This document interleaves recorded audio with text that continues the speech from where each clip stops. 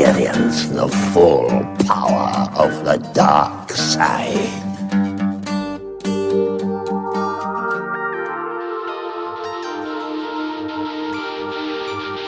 Good!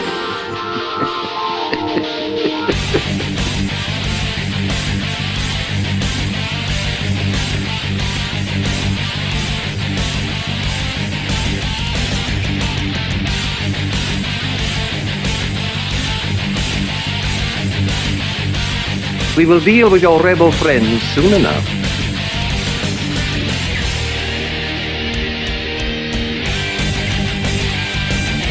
What the?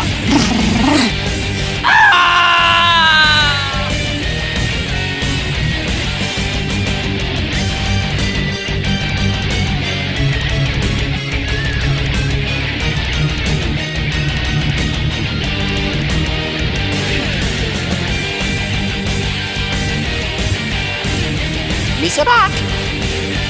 Prepare to fire! Oh no!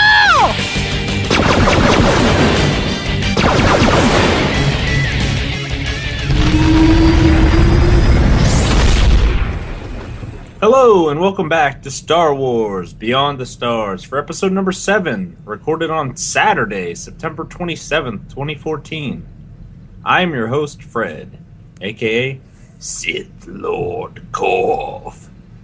And joining me, as always, is my emissary from Imperial Intelligence, Agent Louis Olan. Hello, Fred. What's up? Hello, YouTube. Hello, everyone. How are ya? Well, what's up is obviously our prisoner of the week, but we'll get to that in a minute. Yes, this should be very interesting. We're going to turn him in for bounty later.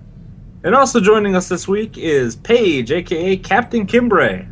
Hello, everyone. And ID10T, who unfortunately seemed to eat half of Lou's weapons after last show. Oh, God. You know how much that's going to cost me now?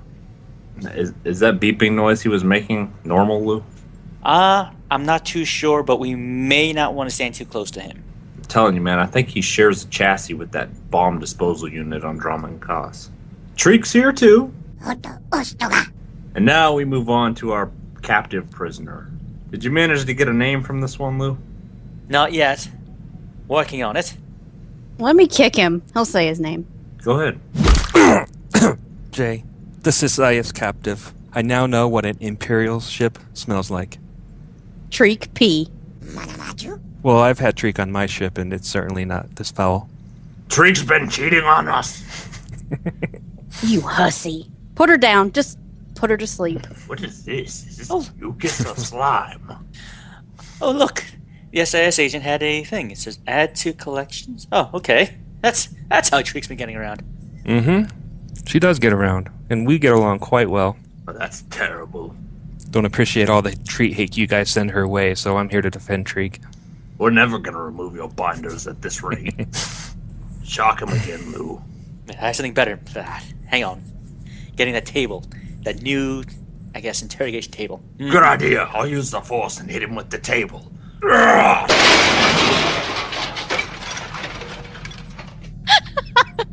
Why would you lift the table when you could just punch him in the face? That's fine. We'll go play by ourselves, Treek. You and me, we'll go rock the galaxy as soon as we get rid of these bums. No, she's my patty cake partner. Patty cake partner?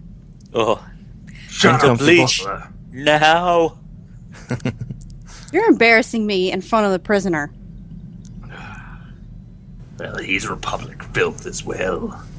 You say as well. I'm working for you right now. You understand that, right? You're not on my payroll. I'm on Lou's payroll. Well, you hang out on the Imperial ship, so you're just as bad as the rest of them.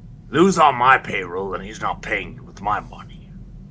Well, where am I getting this money, then? Oh, you don't want to know. Did it come from the same place the Twizzlers came from?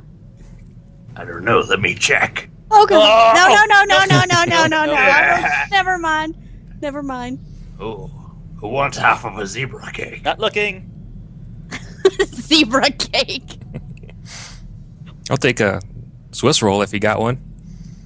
No, you'll take the zebra cake because your hands are tied up. Okay, I'll take what I can get, I guess. You don't. No. Swiss rolls from Corv probably aren't Wait a minute. Swiss rolls. How? I don't understand how a zebra cake got hair in it. Oh God. Did Tariq eat the other half of this? Yeah, she has some frosting on her face. She needs hosed down I'm not already. Touch that one, smuggler. The show just started, and she already needs to be hosed down. That's all right, Treek. On our next adventure, you and me will conquer Corellia. Goopa noopa. You hear that? Corellia? Is that near Corellia? Yeah, that's what I meant to say.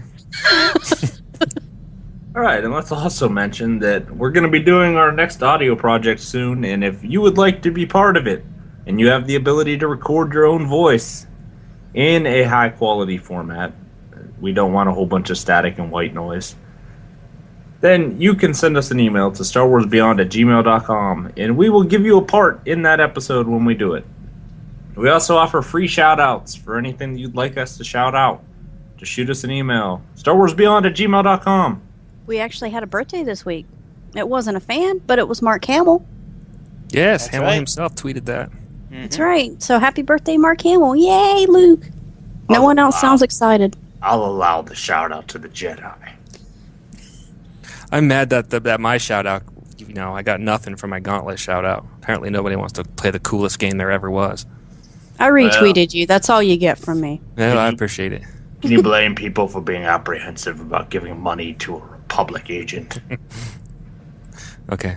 I mean, I know you people are always asking for handouts. I just want some friends, that's all. Oh, Is that why you have guys picked him friends? up? Because he wants friends? Want some friends. We didn't pick him up. He was And I'm not snooping picky. around your room. I don't think so. Yeah, he was. He was touching all your leather jackets and stuff. You were He's touching my wearing jackets? one of them right No. now. No. Is that hands my are tied. jacket? No. This I is think not. it is. And I your found socks. this Look, outside. Shoot him. I Just shoot found him. this outside, I swear. Shoot him. Do He's not get wearing- blood on my jacket. Shoot him. He's wearing your socks that have the fuzzy treak faces on them. Well, Those are mine. I like Treek, and they match to my wrists. Hit him, Lou. Hit him. You have Treek socks? Don't judge me. Anyway, moving on from this. You can find out more about the show at StarWarsBeyond.com. You can also find us on iTunes and Stitcher Radio. You can like us on Facebook at Facebook.com/StarWarsBeyondPodcast. Or, as I've said twice before, you can send us an email, StarWarsBeyond@gmail.com, or tweet us at StarWarsBeyond. We ordinarily record this show live on Monday nights at 7 p.m. Eastern. And I knew we probably threw a couple people off when we said we're recording on a Saturday.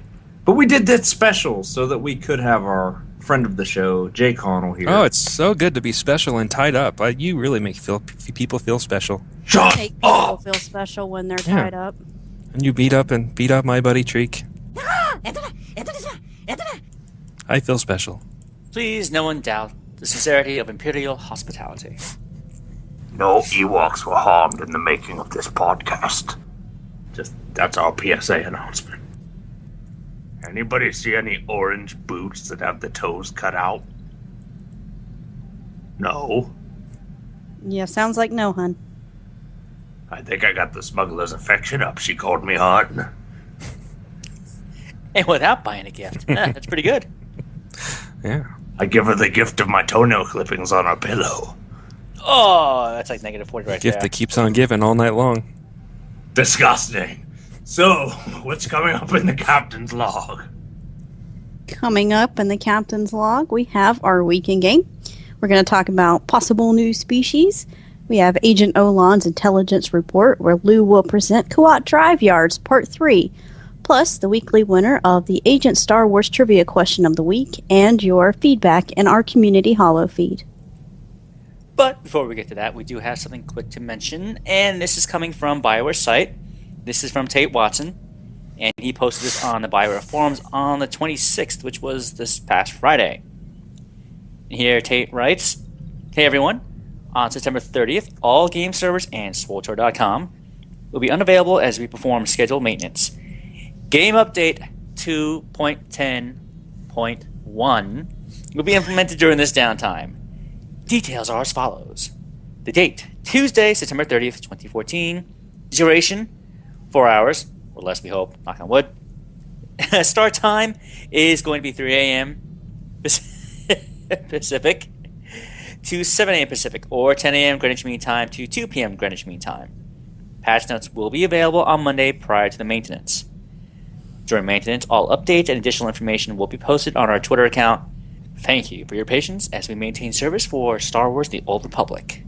That's during my prime time. Your prime time. Can we just make out this, or not make out? Okay, come here. No. Oh, God! Get it away from me. Lou, help. It's not what I meant. Not what I meant. I meant, can we make fun? And then I said make out. Freudian slip. I kind of want to... Never mind. 2.10.1? Wait a minute. What the hell just Nope. happened? I hit my flirt option and it didn't work. Minus 15 affection. So much for your bonus earlier. No, I lost affection with Andronicus for some reason. That's because you won't kiss him. It was 15 points well lost. As I was saying, 2.10.1. Getting ridiculous. It is! Do you know what this means? No. This means in 9 more patches we'll be ready for 2.10.10.1. Or 2.1.1.1. Why is it talking? I'm just saying. Math isn't that hard. We're part of the Empire. We don't believe in metric. Be quiet. Yeah, this smuggler's too pretty to do math. Alright, so actually moving into the captain's log. First things first, our weekend game. And we're going to start with our guest. Jay, what have you been up to over the last week? Last week I spent, or the last 2 weeks really, I spent a good bit of time on my Sentinel, leveling that. But I have to admit I'm being kind of half-hearted about it, and it definitely showed. I'm only doing it for the story, really, and for the super buff, so I'm just kind of Googled a couple of Noxic guides and threw in my skill points, and voila. But it definitely showed when I go into PvP that I'm not really taking it seriously, He's 50, and so I'm just leveling it up as I go. And so I bit the bullet and did maxed out all of my legacy perks with XP, which is 1.4 million total if you want to get everything. But I usually do everything except for the exploration bonuses. But once you get everything, all of your bonuses, you can just power through levels. All you have to do is class missions and anything that involves a daily, and you're still going to out-level your class missions. So I'm level 50 now, and I'm just now wrapping up boss. And they're pretty easy, and I really haven't done anything except anything that involves a daily or class missions. That's it. It gets really sick if you buy all of those legacy XP perks. You have an XP boost on, and it's a double XP weekend. Yeah, I can imagine. Maybe we're due for one of those, aren't we? They haven't announced one. Yeah. They were throwing them at us like candy for a while, and now we're on a drought. It wouldn't be bad if they threw us another one right before 3.0 came. Yeah. Right. Yeah, and especially after... Well, I'm thinking more along the framework of, they're supposed to make another, I guess, major announcement later on this year. Before the year ends, anyway. It just had better not be that they're delaying the expansion until next year. It's coming in July 2015. Bad news, guys. We delayed it again. Or to coincide with the release of Episode 7 of Star Wars. No, they don't even come out and tell us that they delayed it. Instead, the big announcement is that they're putting up the next developer's roadmap, and it goes all the way up to update 2.15. We're like, wait a minute. They don't exactly move through these dot numbers very quickly, so 2.15 would probably take us into next holiday season. No, they got to be sending it pretty soon for a double XP weekend. Plus, they said on the Friday live stream that they're going to give us something this week about 3.0. No, that's right. Yeah. Yeah, but I ditched the Sentinel because I just got tired of sucking, because Sage is definitely my thing. So I went back to being a Sage, and I took my Sage, which is a very well-geared PvE healer, I transferred it to the Bastion, and that was humbling for probably the first 2 weeks. And now that I've been doing tons and tons of matches, and I switched to DPS, and I've got half of my tree is now, or half of my character page is PvP gear. It makes such a difference, and he's 55. That's a lot of fun because I'm ripping up PvP there. What is your Valor rank on him? I haven't looked. It's not max. I know that because that is my PvE tune, and I never do any. I wouldn't be surprised if it's less than 40 even. But it'll come up as we go. Last week, 2 weeks ago, I got a new mouse, which is always kind of cool because you're like, yeah, I got this new mouse and it's gonna make me awesome. But then you have to start learning your new mouse, and that doesn't help your learning curve at all. So that kind of sucked. But the most important thing that I did last week was I finished A New Dawn, which is the new Rebels prequel. And I can't wait until somebody else I know finishes that book because I'm dying to talk about it with people without giving away too many spoilers. Now, did you get it in the audio form, or did I got it in audio, and I've listened to it twice so far, and it is so cool. I really like American history, and it has a lot of parallels with the American Revolution, and sort of like the people that you meet would be considered the Sons of Liberty, the first people who looked around and said, "This is wrong. We have to fix this."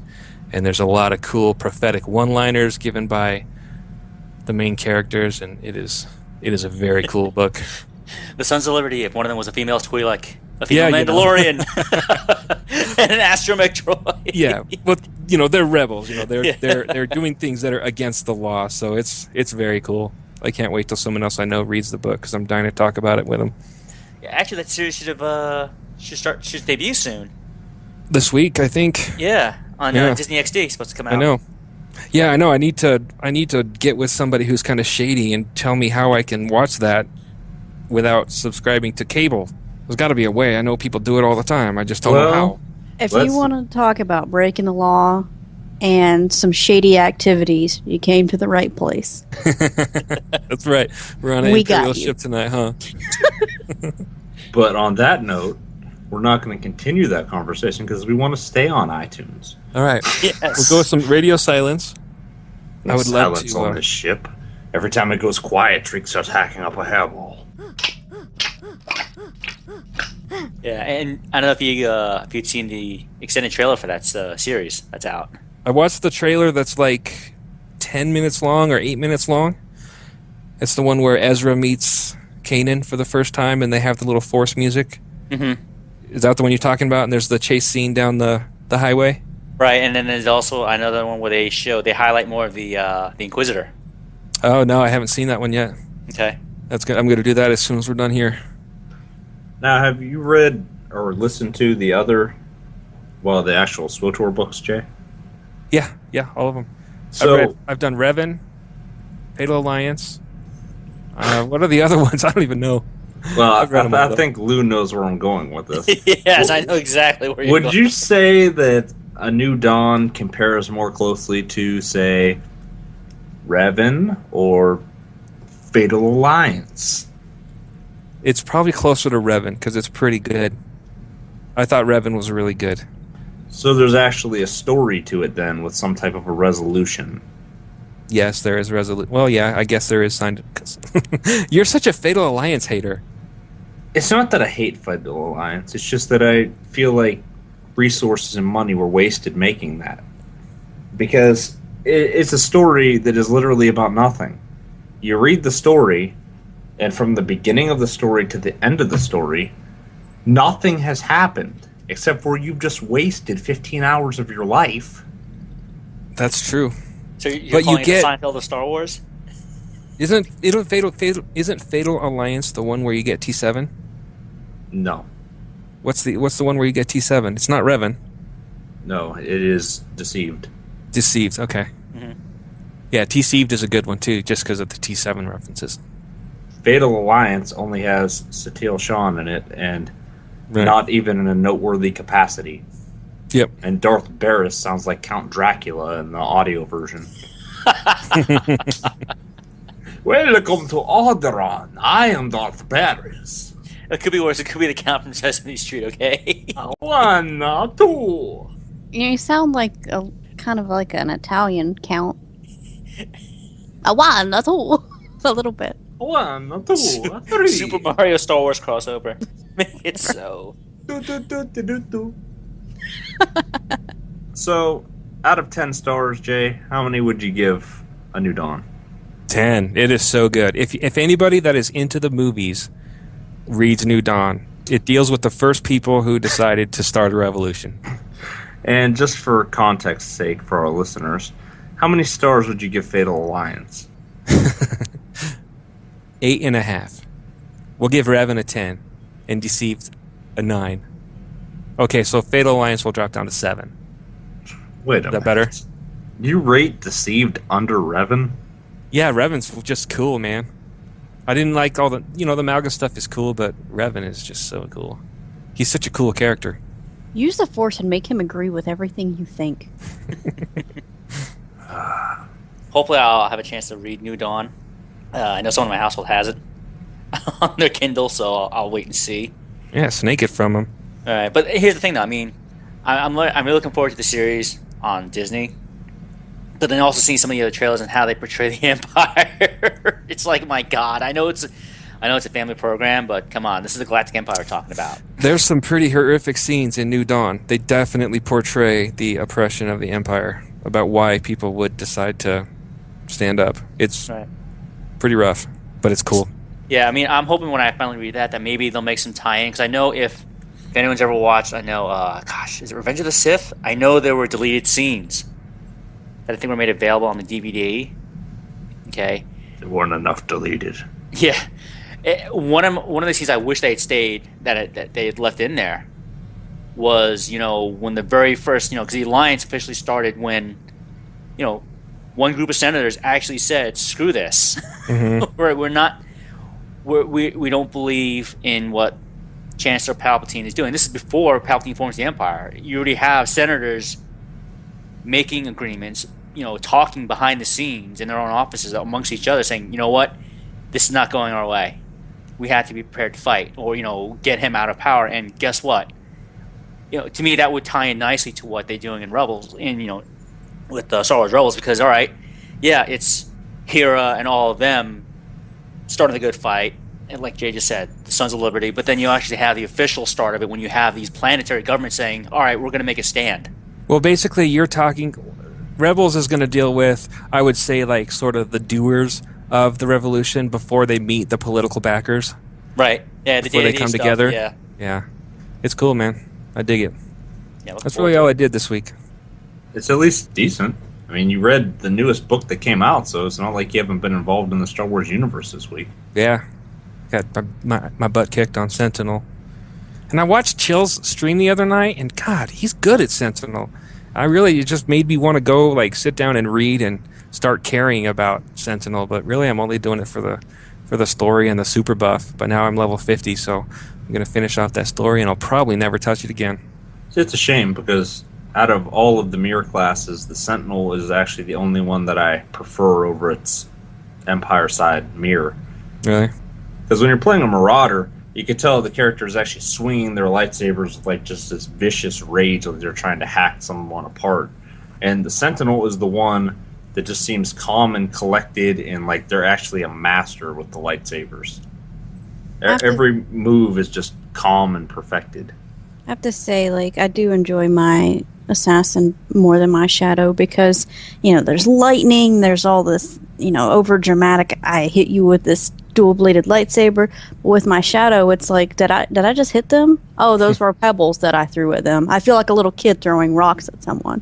Yeah, I think, Fred, I think you're onto something. I mean, with the way they portray the Marauder and Sentinel, it's kind of like when you watch the last CGI trailer when Malgus takes on Shannon's master. Okay? I mean, you even read the class description, the Marauder is just brute strength, brute raw power from the Sith. And I don't think finesse is in their game. I don't think looking good or looking fluid is in their arsenal. They just want to kill things as fast as they can and move on to the next target. Because you're right. I mean, I noticed that when I play my Marauder, a lot of the moves that she does It's just in your face. I'm just taking things off you, with my sabers. It really looks like they're not as skilled with the lightsaber as their Jedi counterpart. It looks like they're just picking up a weapon and trying to hack someone apart. And the Jedi looks like they are actually the master of that weapon. When I first saw, made the comparison, the game first came out, I kind of likened it to when, remember when Anakin and Ben fought on Mustafar? Best fight scene ever. And they're in that that narrow hallway, and just seeing what Anakin is doing to the entire... It's like nowhere in there did Ben's saber ever touch the walls or the floor. Meanwhile, Anakin's all over the place. I just watched that just like last week, and I was thinking that same thing. I was like, wow, Anakin's saber is doing all kinds of damage to this whole room. Like, the room surrenders, man. Stop it. Stop. Yeah. I mean, even when Ben takes on Grievous, 4 sabers, and Grievous is all over the place. Meanwhile, there's Ben with 1 saber going, all right, what do you got? What's up? Yeah, but having been face rolled in PvP by Marauders the past week on my Sentinel, I can say they're pretty damn intimidating. It's like that one scene in the Sith Warrior class story when you meet up with Master Timms. He's the Mary Allen Jedi Knight, and he's inside that room with that computer terminal, and he just took his lightsaber and hacked it all up so you couldn't kill him. He's like, I'm the only one that knows what this computer said now. But that's what I thought of when you mentioned that scene with Anakin, how there was just lightsaber markings everywhere. Everywhere. And it contrasts very much so, when early in the movie, when they rescued Palpatine from Grievous' Star Destroyer. Okay, the control they had, and finesse they show when they fought those droids in the elevator. So, I thought it was pretty funny. I mean, from a combat art style, it seems like if a Sentinel were to go toe-to-toe with the Marauder, they would just destroy the Marauder. Because it seems like the Marauder is just very clunky, and it doesn't seem like they are skilled and graceful enough to avoid those attacks, and the Sentinel will just block everything. See, I don't know. I guess it's just a matter of, the martial philosophy behind each class. That's what I was thinking. That's the point. It's supposed to be rage versus control. Mm-hmm. Yeah, well, that's why one skill tree is called rage and the other one's called focus. Can I say that the council does not approve of anything my Jedi says? Just wait till you see the end of that class story. I found out the hard way on Nosh the consequence for being dark side as a Jedi. On night? Don't tell me. No, Consular. Don't tell me. I'm gonna tell you. No, I like to find out by myself. Well, what did you find out by yourself over the last week, Paige? That you're a noob? No. Sorry. For anyone that might be watching the video that's going along with this podcast, you can see that I'm playing my assassin with Lou's Marauder and Fred's Operative. Lou was kind enough to take us to Oricon. It was my first time there, and I'm glad that those two guys were with me. Fred decided he wanted to stand in the lava to see what would happen. He tried to encourage me to stand in the lava, but I've actually seen the movie, so I was like, nah, probably not a good idea. And he died.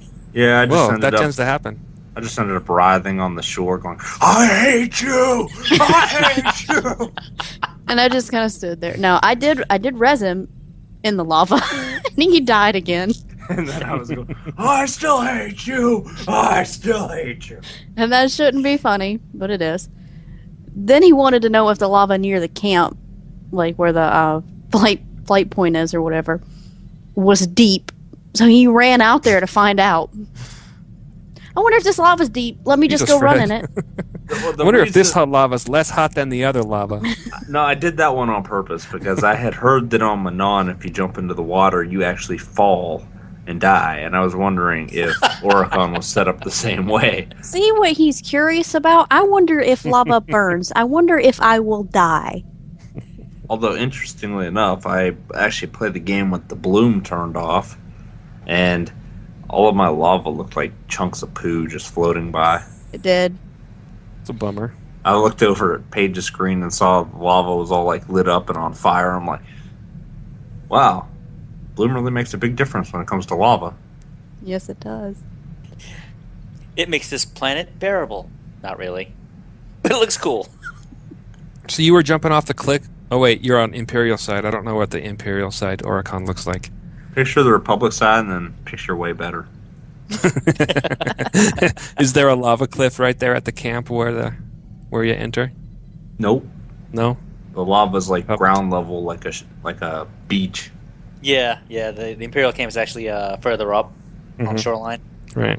So it's actually a distance away from the lava. It amuses me, though, that they positioned you near a cliff, Jay. Yeah. They're just tempting me, huh? Just in case. They're like, go ahead. Just go ahead and jump. Just jump. Nobody's Just gonna jump. miss you. Why don't you jump? Anyway, while I was there, I happened to cap 1 million credits for the first time, which gave me the achievement Rich.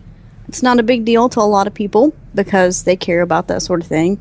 I don't swim in my money. I don't care how much money I have because I'm not really spending that much. But it was neat to see that.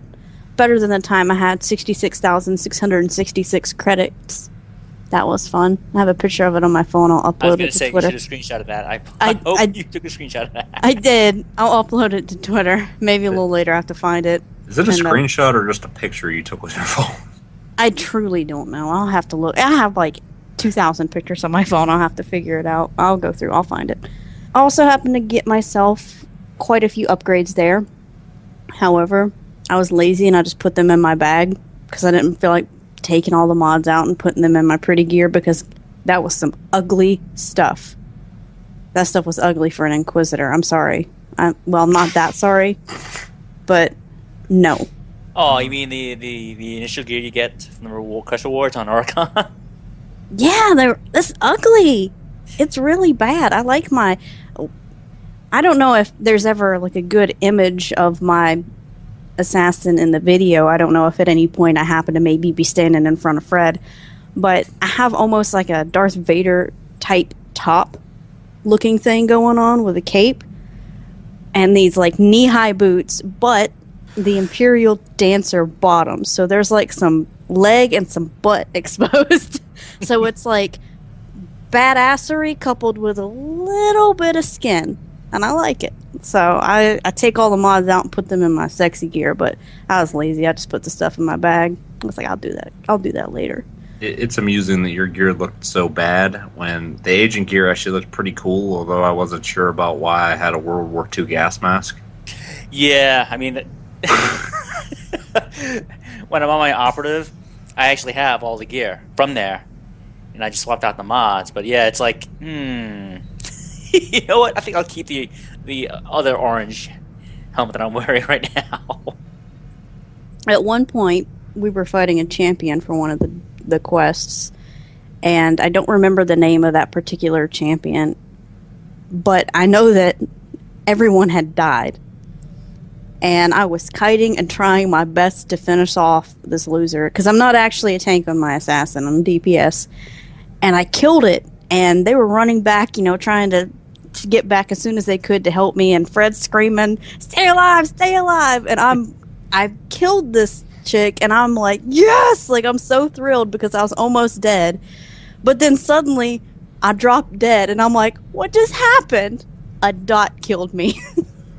I hate that when that happens. I was so mad because I was so like triumphant, and then boom, dead. And I'm like, this Shaduki lover. I'm like, man, come on. That made me mad. I wanted to call her something else, but I don't want to get bleeped.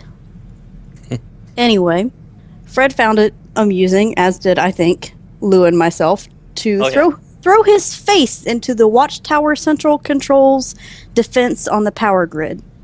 If anyone doesn't know what I'm talking about, the big thing in the middle of the room, when you walk up to it, it throws you down. Right. And it just kept he just kept running into it. Should we really be talking about Soup of the Hut in that capacity? Wow. I mean, the very first time Fred Page walked into this instance, and I'm explaining what's going to happen during the instance. Fred's like, "Oh, look, is that a shield around the object?" Like, yeah. Oh, what happens if I do this? He just wants to walk up and click on things without even thinking about Watchtower. it. You actually on that quest, the daily, go into the Watchtower and take the cube away, and you have to fight the Watchtower commander. Mm-hmm. Oh, where you climb your way up on Oricon? Yeah, you climb up those stairs in that pyramid, and you go to the second floor. Fred thought he'd be funny. He didn't know what the shield could do around the cube. So he's like, all right, I wonder what happens. So he runs right into it. But then he gets up and runs right back into it, so he didn't learn his lesson. I did it like 4 times until I was almost dead. Yeah. He's like, Red, what are you doing? He's like, guys, watch. Look what happens. Paige, look at my screen. It's a giant bug zapper. Ow! You know, it was like a giant bug zapper. I bought Satil's lightsaber out of the, what am I trying to say? The market. Cartel market. pack? Yes. I bought that out of the cartel market, the dual-bladed one for my assassin. And I'm thinking of actually using it on my Shadow, which is her daughter in my legacy. She's dark side, and I think it might match her a little better than it would my assassin. No, actually, Paige, you bought both of them. I did buy the other one, but that wasn't for me. That was for you. I figured that you would talk about that yourself if you wanted. That's right, I got a handout. Take that, Jay. A handout. I'll wait. It's even. I bought him a lightsaber. He bought me a mount. I played my power tech with Fred's sorcerer. Last week we had talked about maybe trying to tank some flashpoints. So we decided to go into Katamimu, which both of us thought we'd never been in until we came to the elevator. And then we both knew we'd been there before. I remember, don't know who I was on, but I jumped to my death. That wasn't this time. That was some other time. That's a dumb elevator. You should be able to slide down it. You would think so. It looks like a ramp you could just walk down. Yeah, you should just slide right down it, like in Tomb Raider. Oh yeah. Okay, let's not tangent. Let's not do that. Wait, though, one more thing about that stupid elevator. If you die trying to go down that elevator without using the elevator, even if you get all the way to the bottom, you can't revive there. You have to go all the way back to the med center. Ugh. Yep, it's bit me before too.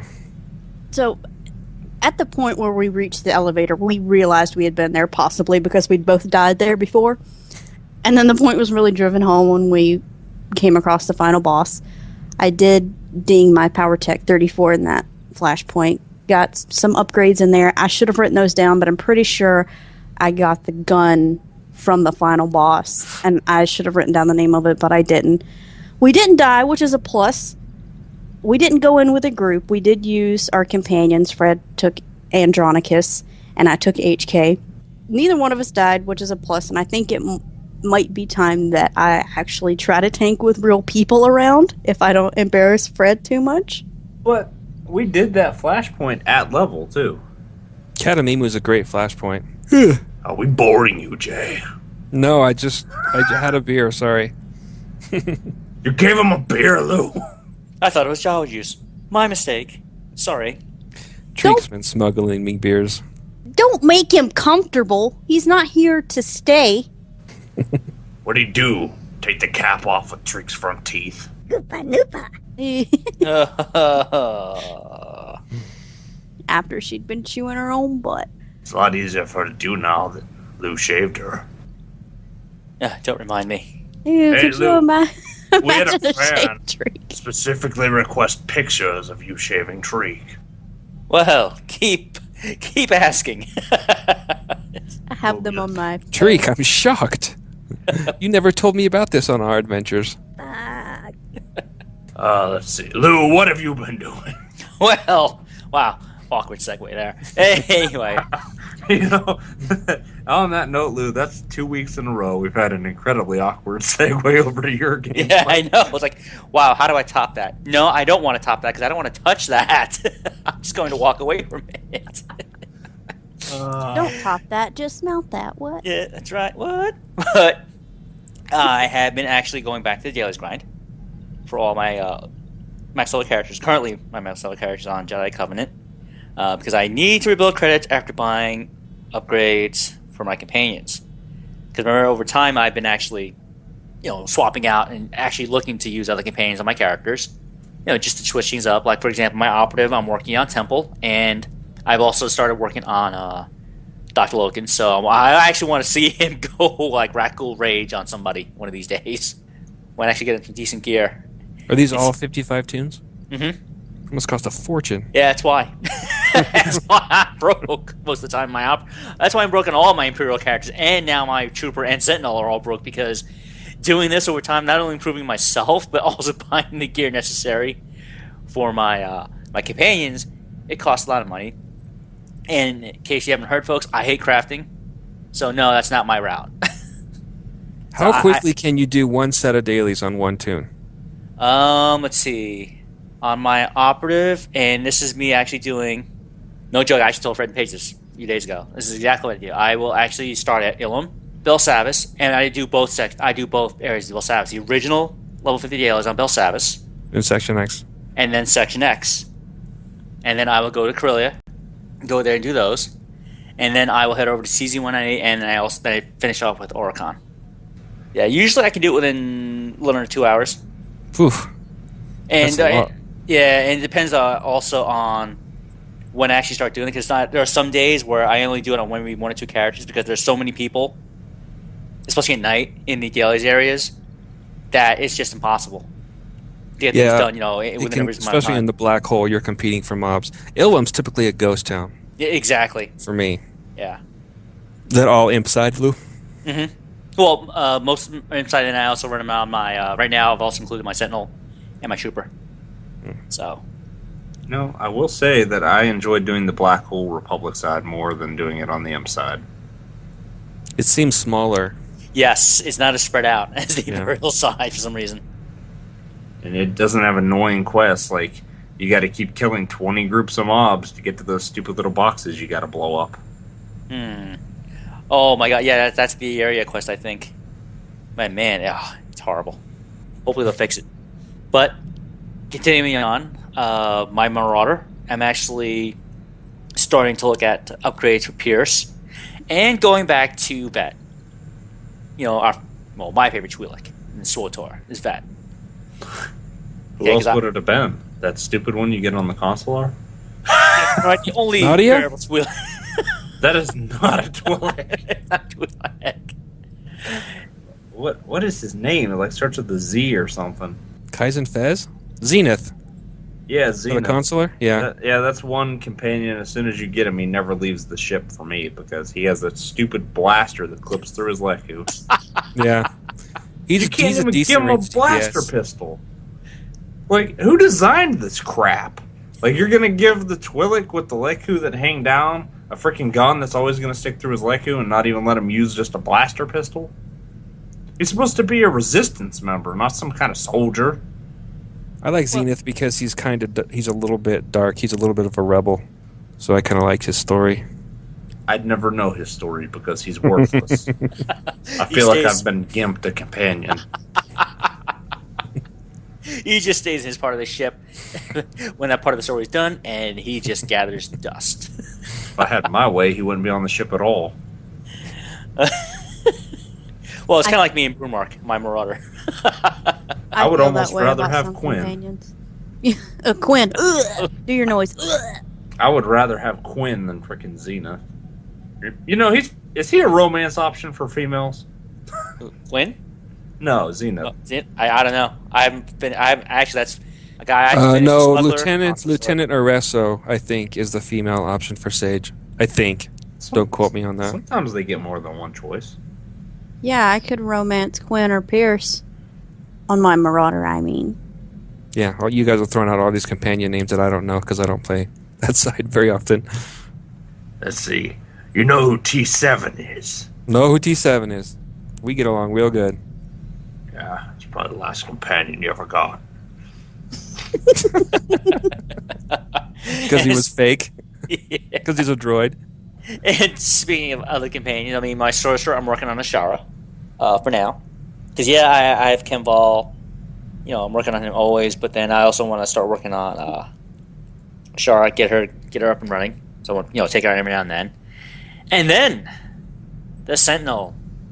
I've always used Kira, but sometimes when I'm doing the deal with my Sentinel, I actually found that I do the deals on my Sentinel a little slower than my Marauder.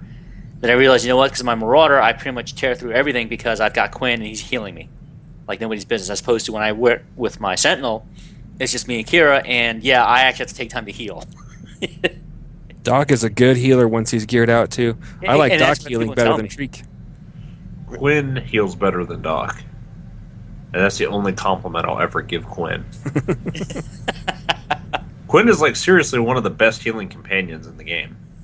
he could keep you alive through almost anything. Yeah, I mean, pretty much that's my experience with him over the past couple of years. Like anything I've attempted in my Marauder, as long as I've kept Quinn geared up on the same level, at least maybe or maybe a couple of levels below me. Like when I was 50, maybe Quinn was in 44 to 48 type gear. Okay, and then when I hit 55, yeah, Quinn was level 50, and then eventually I got up to like 52 or 53 level gear, and I have no issues taking any of the PvE daily content in the game at all. Well, that's the only thing that like makes me get PO'd about it is he's such a good healer, and when the game first came out, he pulled his shady crap, and it's like I didn't have the option to leave him on the ship and never interact with him again because I needed him. Right, because he was so integral because he was the healing companion, or he is the healing companion for the Marauder. Yeah, so Ship Droid just couldn't live up to his work. Not built for combat, Master. That's what he says. Oh, if you remember, Fred made that ship droid be built for combat when he did not want to hang out with Cleo. I was there for that. Lou was there too. Oh yeah, I was really getting down on Cleo in the past. If you tweak your ship droid, is it that good? It's better than Cleo. Well, listen, that's not even true. They can't even do the same things. You can't compare them that way. Oh, I can compare them that way. Like, it was either, the way I saw it, I made my operative. Cleo was the first companion that was assigned to me, so it was either no companion or ship droid. It's not because Cleo doesn't have skills, it's because he doesn't like her personality. Oh, who doesn't want to keep hearing dips in the head 400,000 times? I like her. I never heard that. All I heard was, you need to lighten up, because her affection was always in the negative. But that's aside from the point. Ship droid never let me down. Despite the fact that he kept going, "Oh, a task just for you, masters." He's running behind me, like healing me and stuff. We're like level 30. He's healing me for 30 health. he worked hard for that 30 health. Man, I actually went out of my way to gear up the ship droid. He did. He had all moddable gear, and the only thing that really irritated me was the fact BioWare would not let him hold a weapon of any kind. I probably would continue to use him on a character if I could give him a primary. I remember you talking about that a long time ago. You said she was pretty boss. Or he was pretty boss, whatever. No, he was never pretty boss. But, when you're just a solo operative because the game developers weren't courteous enough to give you a real companion at the beginning, you take what you can get. Ship droid was a handout. And then as soon as I got Vector, both Cleo and the ship droid had each other. That point forward. Yeah, and then to wrap up with my other character, my trooper, I'm actually looking at, because I have Dorn all decked out right now. But I'm actually looking to take 4X out. Yes. The Super Patriot of the Republic, I can't wait to try him out and see what he does. So I'm looking forward to that. I've also, what you and Paige did, Fred, on the cartel market, I'm looking at Cecile Shan's gear on the cartel market. And I am this close to just buying the entire outfit anyway for my female characters. And even the training saber. And then add them to all my characters, I can use them. Just to mix and match stuff. Yeah. Because it looks pretty cool. And I'm glad that BioWare finally caved in and said, you know what, people are probably asking for that, for her look. Since the game came out, since the trailers came out, hey, can we get that look for our characters? But that's cool. I call BS on that though, because that lightsaber graphic didn't even exist until they just made it for the cartel market. Exactly. Does it look different? That wasn't. Yeah, it looks way different. It's really? different. Yeah, and it has a way different sound too. Mm-hmm. Yeah, when you watch both the second and third trailer, you'll see it. Because obviously the second trailer with Hope, you see her hold it up right to your face in the trailer, and he's like, all right, that's a little bit different. Okay. But I also got to remember, though, Fred, that one was destroyed in Alderaan, so of course you had to build another one. I'm just saying, I'm going to be irritated now if we see another instance of Cecile Shan in anything, and she doesn't have the lightsaber. That lightsaber? Yeah. Yeah, it would be. Continuity, folks. Continuity. Well, they are giving us that very traditional-looking Jedi robe, aren't they? I saw that in, I think, the same pack as the Cecile Shan. It looks like an Obi-Wan robe almost. Mm-hmm. That's so. Jedi Master bathrobe.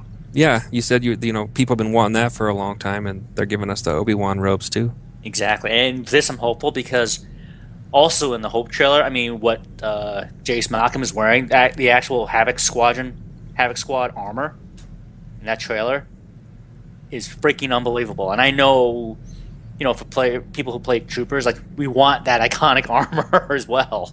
Hope is the one on Alderaan, right? Yes. Where he gets blown up. Mm-hmm. Yeah, that's cool. What else am I thinking? Oh, McKeb. I have to go back and do stuff on McKeb. Most notably the GSI dailies there for the faction, especially for the McKeb Imperial forces. Because I finally looked with that one. Yeah, I mean, I finally looked and actually, took a notice of it. And you know what? Since I was working on the Bounty Breakers Association faction, I realized, you know what? Let me see what else I've been missing out or ignoring.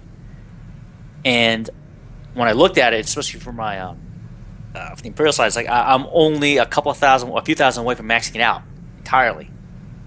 And I guess I get that title. Was it Terror of McKeb? I think it's the one when you reach Hero. McKeb Imperial Forces. So yeah, I'm shooting for that now. So that's another set of dailies I'm gonna have to run on my characters for a bit, especially the Imperial one, just to max that out. Because I'm so close. Why not just finish it? When I first transferred my Sage to the Bastion, I figured I'd go run dailies on McKeb just to kind of get the feel for things, because I figured there'd be nobody out there. Well, there was nobody out there, but God, it took forever. McKeb is just such an unpleasant place to hang out and run dailies. I go there for TC, and that's it. Yeah, I mean, one of the gripes I have with McKeb is the fact that, it doesn't look, when you actually look at the map, it doesn't look that big. But then the way they space everything out, though, it's like you have to hop a shuttlecraft everywhere.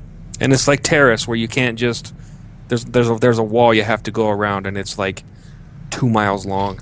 Yeah, it's like that scene in was it Fellowship of the Ring? Oh, yeah, Frodo made the jump. He got on the ferry, and all of a sudden, it wasn't there crossing. 20 miles. Yeah. 20 miles. Like Brandywine Bridge. That's exactly what Terrace... quite a few places in Tor feel like. It's like... But it's right there. Oh, but you want me to walk, 10 miles that way, go up and maybe walk another 10 miles back. Okay, cool. Yeah. I get it. It's called immersion. That's why you need to take Fred with you, because he can find a way up and around or down and around anything. Like the time we jumped off the cliff and lived and you went around and died. Yeah, that's you right. need to take Fred with you. He'll show you how to make it there. I can't help Lou because he won't jump after me when I do stuff like that. He tries to go the right way and gets himself killed. You know why he doesn't jump after you? Because he watches you do things like run into the giant bug zapper repeatedly and go, "Look at me, guys." Did the giant bug zapper kill me? Did Almost. The lava kill you? Who reses somebody on lava? Why'd you well, if that's where you die, why'd you accept it? I mean... You kind of did that one to yourself. That is aside from the point. No, that is the point. Keep talking, Lou. Yeah, back to my alt.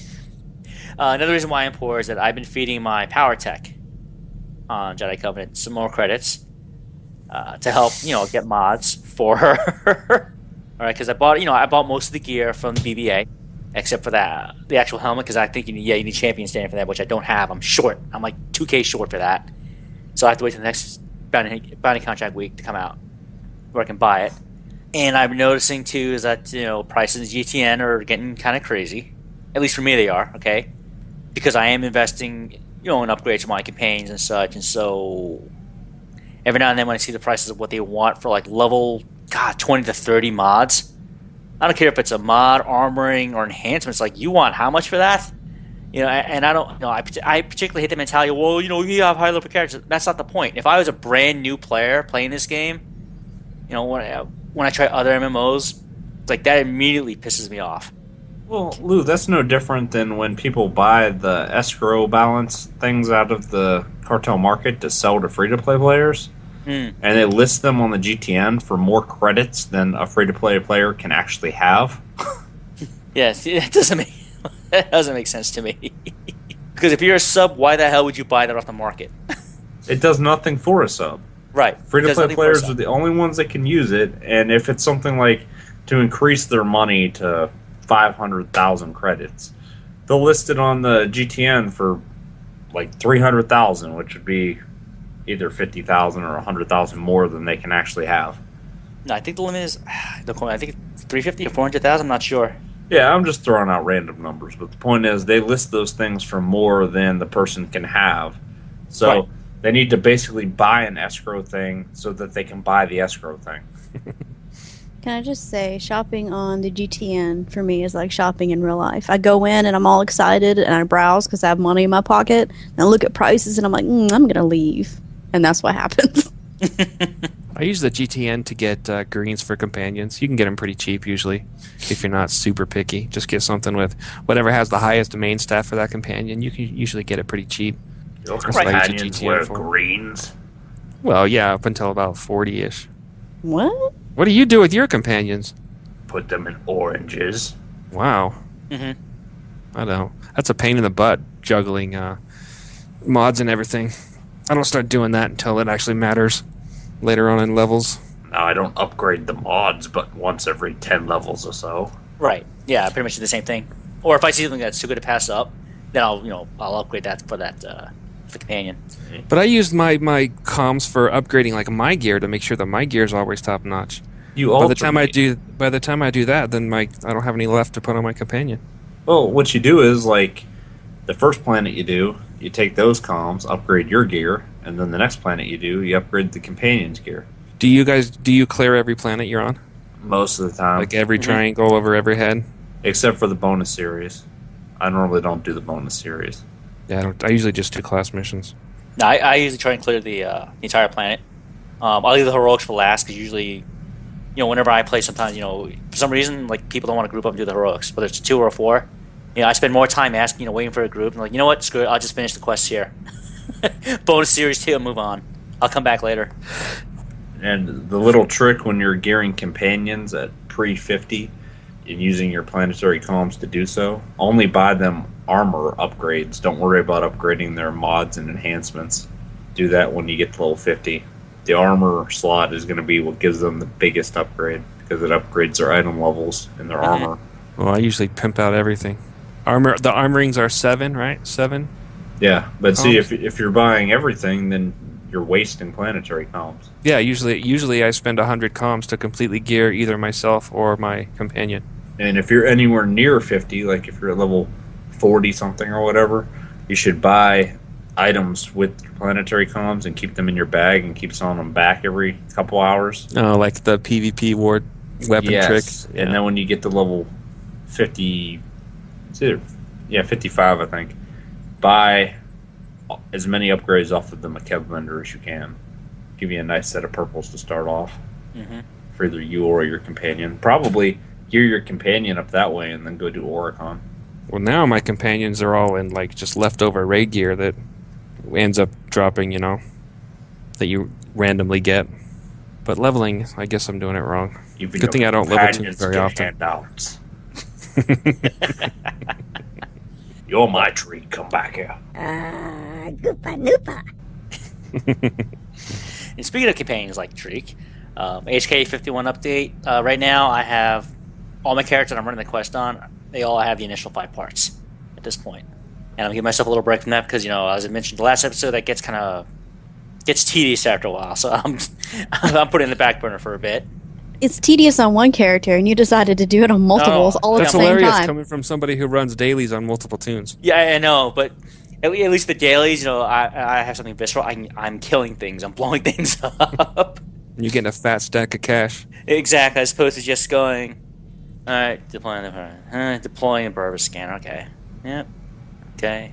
That's what it must be like to be an archaeologist. You're just like digging through crap, and you're like, "Where is it? Oh my god!" Yeah. So Also, what it's like to be a zoologist. Oh. Digging through crap.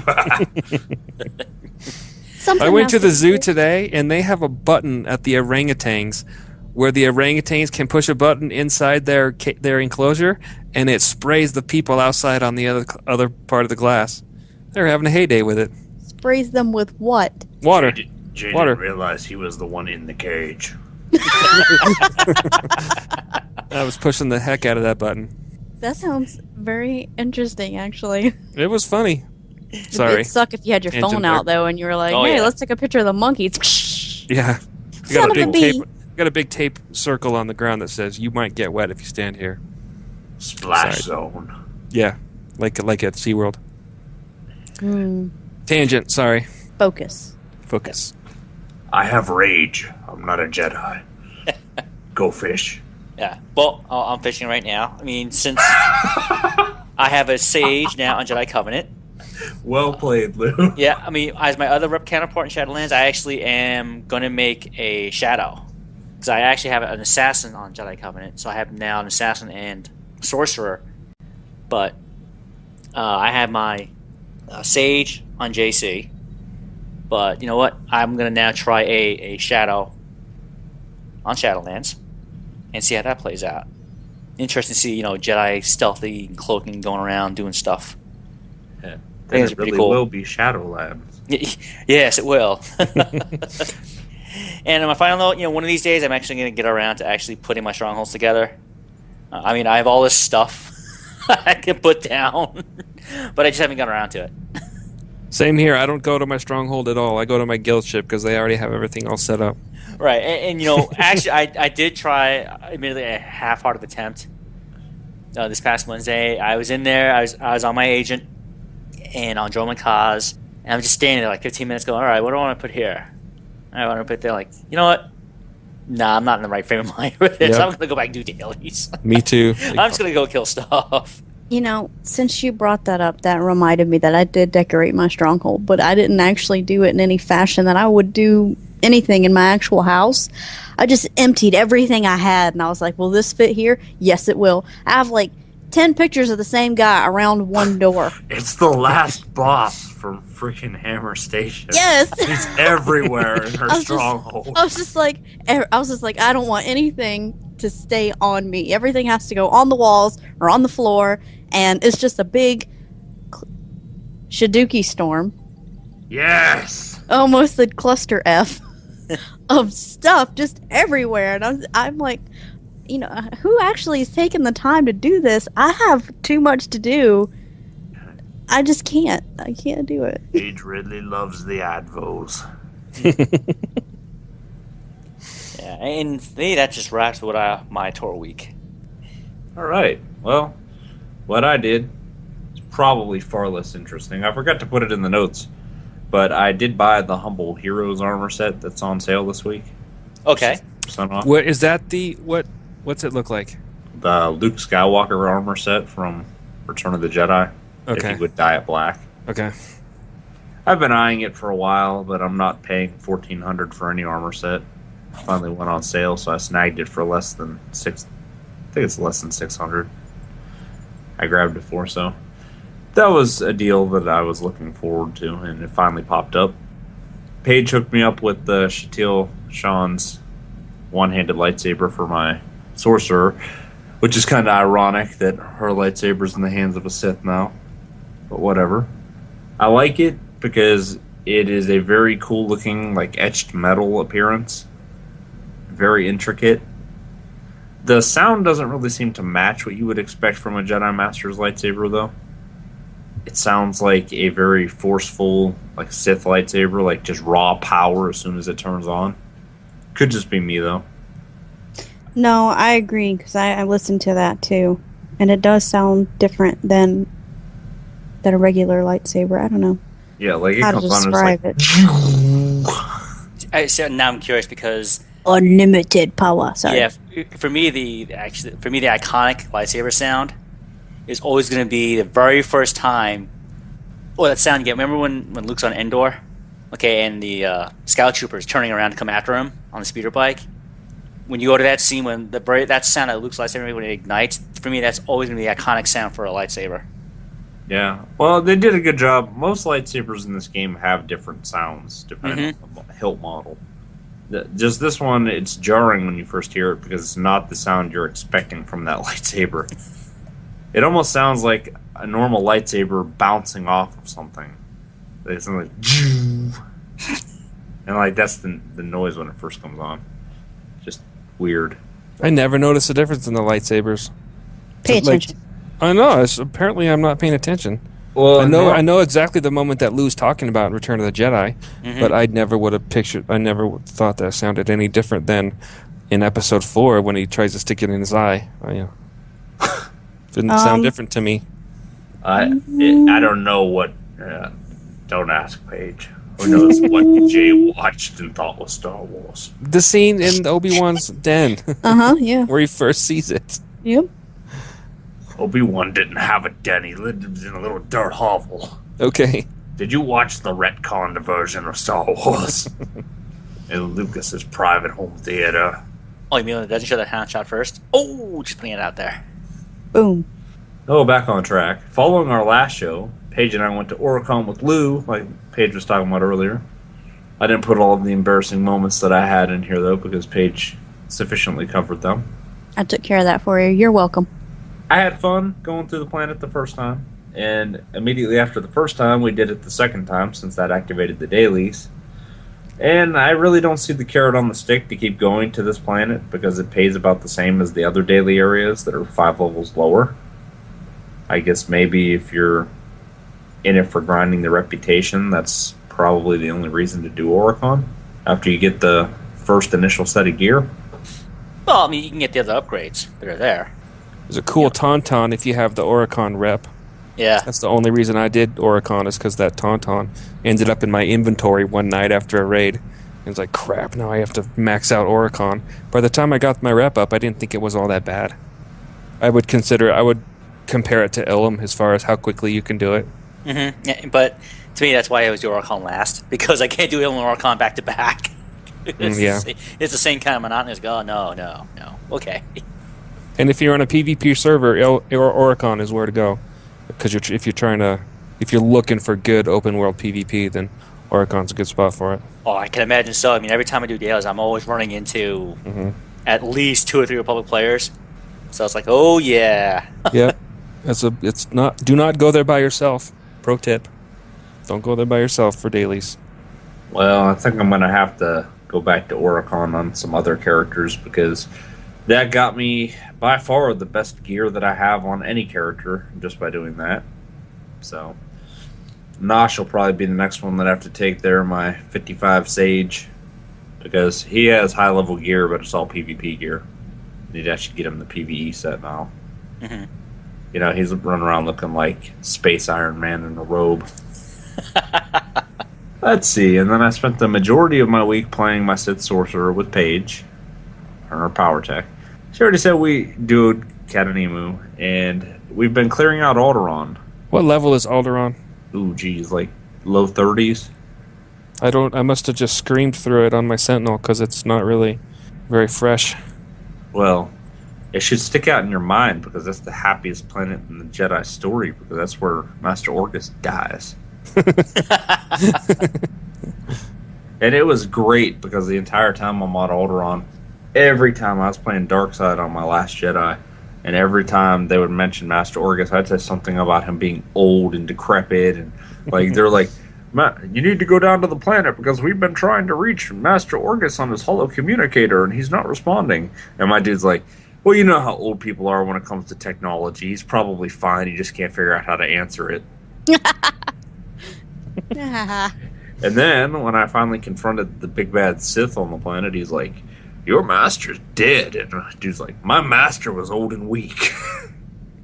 Wow. I always go away from those ones. Typical light side, I guess. That's why you're restrained, Jay. Yeah, I know. Oddly comfortable for being restrained, though. That's because we didn't get to the end of the show yet, where we're just going to open up the hatch and kick you out. Okay. Chair and all. Good luck finding somebody to unbind you on Quesh. See, and I've been fighting to end poverty, my own, on 2 servers. Yeah, I'm not having much luck either. Because it seems like as soon as I bring in money, I lose it. Like, I made all kinds of money doing those Oricon dailies on the agent, and then I lost it all taking the mods and enhancements out of that crappy-looking gear and putting it into the stuff I wanted to wear.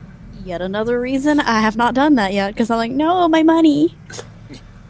I did manage to pick up a really interesting-looking gun that I like off of the GTN for $11K, which is pretty good considering that all of the other copies of it were selling for $200 plus. Oh, jeez. Yeah. I like it. And I also snagged a blue outline crystal that is Hawkeye. So that worked out pretty well. Kind of matches the outfit that my dude's wearing when he shoots. Is it a black center with a blue outline? No, it's actually called the blue outline crystal, and the center of it's white. Oh, nice. It just Never looks seen like that one. a blue outline when it shoots. I think it's a newer one. I'm not sure which pack added it, but it just cropped up fairly recently. It's nice. I've Let's seen check it. that out now. I also noticed that my operative on Jedi Covenant is at 450 in both of his gathering skills, and his armor mech is still at 400. And I can't find any real reason to push it to 450. Like, when I look at the stuff that he can make, even at max level, if I break it down and get the purples or whatever, it still sucks in comparison to what I get just doing something like Oricon. And then my assassin, I took him around and tried to do dailies on him, and that's when I noticed that his gear is abysmal. He's wearing 126s in his best slots, and most of it is far worse than that. And every companion that he has looks like Jay Connell's companions because they're wearing greens. You're like, why are these dailies so hard? My companions are wearing level 20 greens in most cases. Jeez. Hey, my doc heals good. But Feels he's level good. 50. He's level 50, so I put some money into him. Yeah, you're using level 50 greens as opposed to Fred being Come at 50 on, and there's using level 20 purples. greens The on purples. his companions. It's terrible. And the sad part is that assassin is played as a tank, and it's like pulling teeth trying to play him through anything. It really is. I need to take him to Oricon, but I'm just frightened what will happen if I try to solo that. I mean, the good news is with the gear he has, it only costs me like 2K to repair it all when it breaks all the way. And I've noticed a little trend with myself.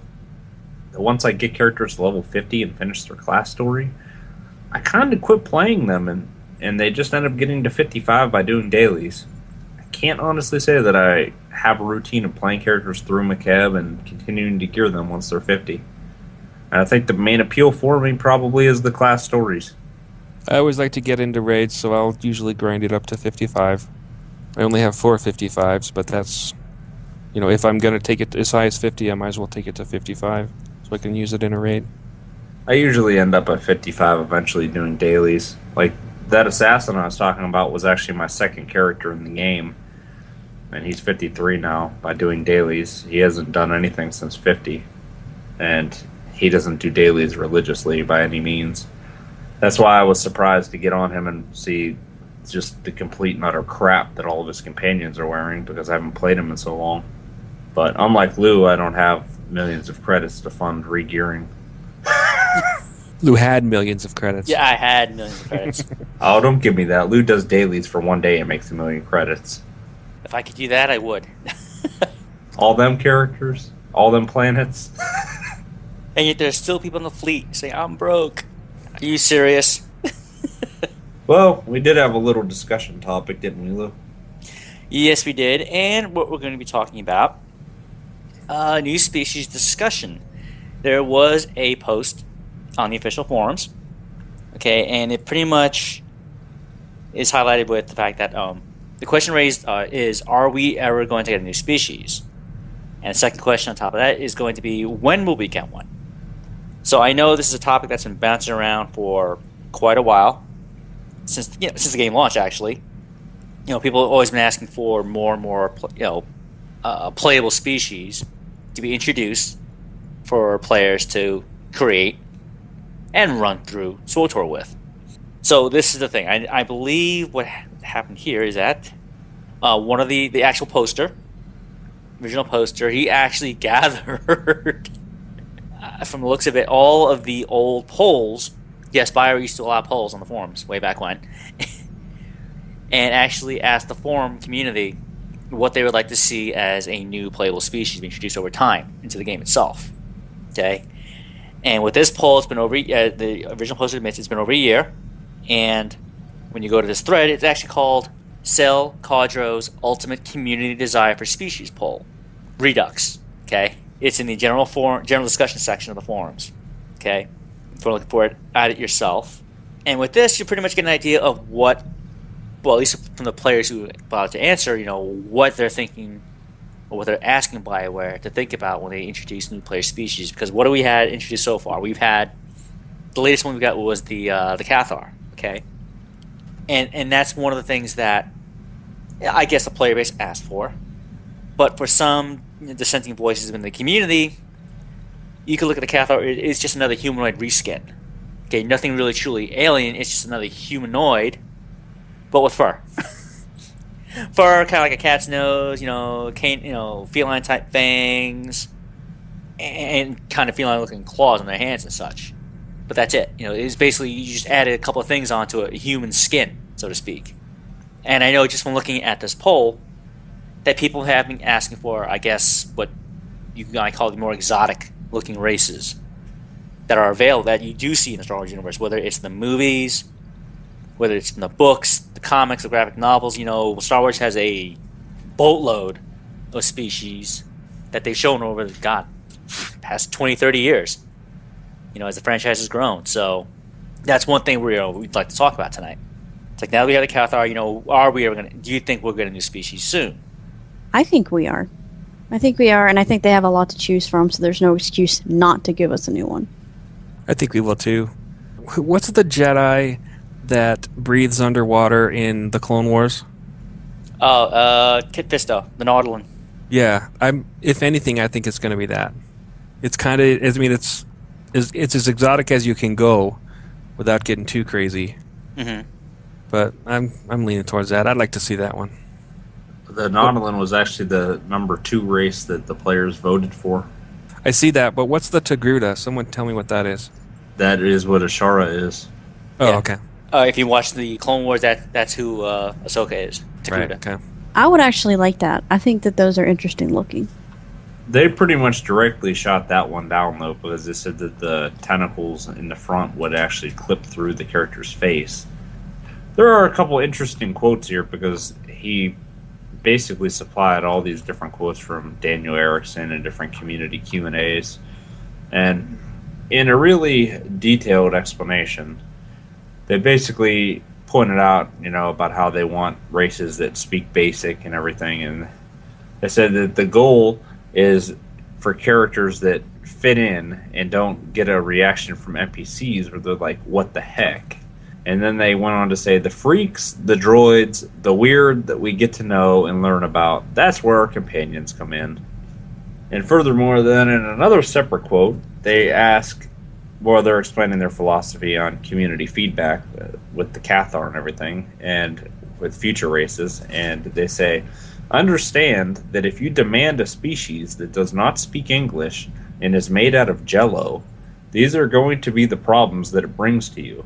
And if people say that's what we want more than anything else, then at that point it is community power. So if everybody united and said that they wanted to be a species that didn't speak English and was made out of jello, they would give it to us. I want to be made out of jello. And also not speak English. I'd be like, ni hao, jello. I appreciate how they dumb it down for the general public and don't call it basic. They're like, it doesn't speak English. I have one Toon that isn't a human male, and she's a human female. Actually, I have a Twi'lek. I lied. I have one Twi'lek. So it doesn't really matter to me. I'm still going to stick with humans. I have one Twi'lek as well that started off as a joke. Yeah, I mean, the most I've gone has been I've made Miraluka characters. So, but even then, it goes back to they're near human. They're humanoid. Right, I have a cyborg, but I count him as a human. I got a little of this, a little of that. Well, I actually looked up some of these races that were top choices from the different players, and one of them is the Zeltron, which seemed cool, but when I looked at it, it's basically just another Chiss that is pink and red instead of blue. And I really feel like whatever species they would add, they need to do something different. Not drastically different, just different. How I mean, so? some of these models of different species are already in the game, so it doesn't seem like it would be that much work. I mean, they'd have to make them customizable to a degree. Well, Cellcath, for instance. I mean, just picking a random one would be... I wish you'd get over that. An I hope awesome it's not that. An awesome companion. But I would like to see the Bothan made playable. After seeing that one in Kuat Drive Yards Republic side, that Bothan model looks awesome. And not enough games give you dog races to play as. They'll always love to give you cat races. They assume everyone's a cat person. They assume incorrectly. They do. What's the native race of Manon? The Selkath.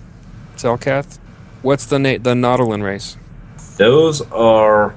Do you remember on Coruscant when Nick sends you to go get his wife Risha from the strip club? Yeah. And Those she are didn't want to Nautilins. come back.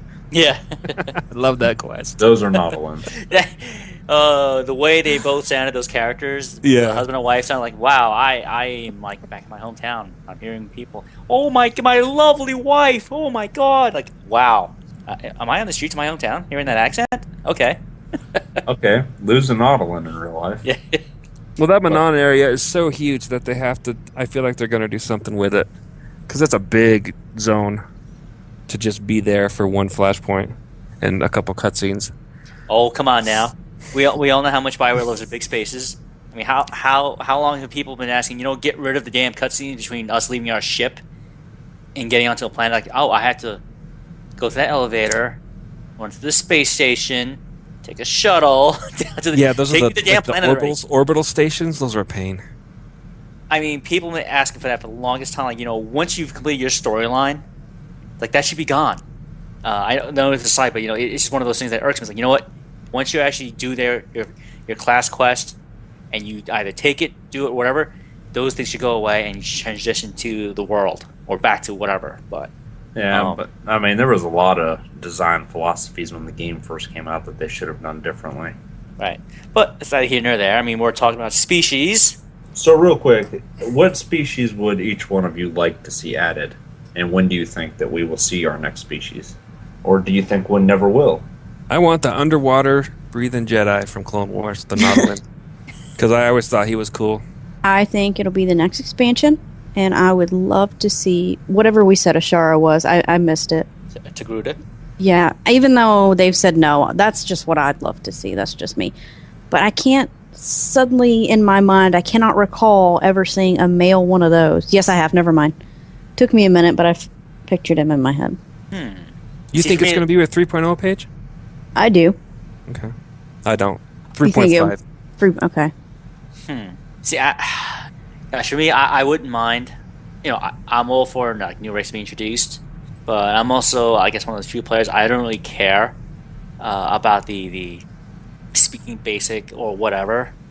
I mean, I know that's one of the reasons that one of the developers actually gave in that poll, or one of the reasons that he archived is that the reason why they don't introduce the more exotic-looking alien species because they believe the player base would get frustrated and get tired of hearing their avatar speaking another language, that isn't English or basic.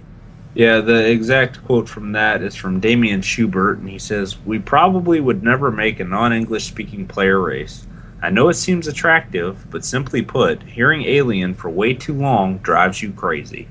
There is a point to that. However, there are situations where you encounter people just in the game who should speak basic that don't, or shouldn't speak whatever language they do, and instead they speak basic. Like, do you remember that Chus?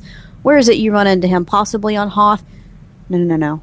Possibly, maybe. Who speaks, what is it? Hattis. Yes. And, Okay. you question him about it. I think that there's an option there to make these exotic type species still speak basic. You just have to give it a reason. Maybe they were raised by someone else, or maybe they're bilingual, and occasionally they say something in their alien tongue. I think that could be interesting. Keep in mind that anything they do at all, they have to get approved by Lucas. And he goes on to say with that same quote, he says, "An early build of the game had Tython populated by a race other than Twi'leks.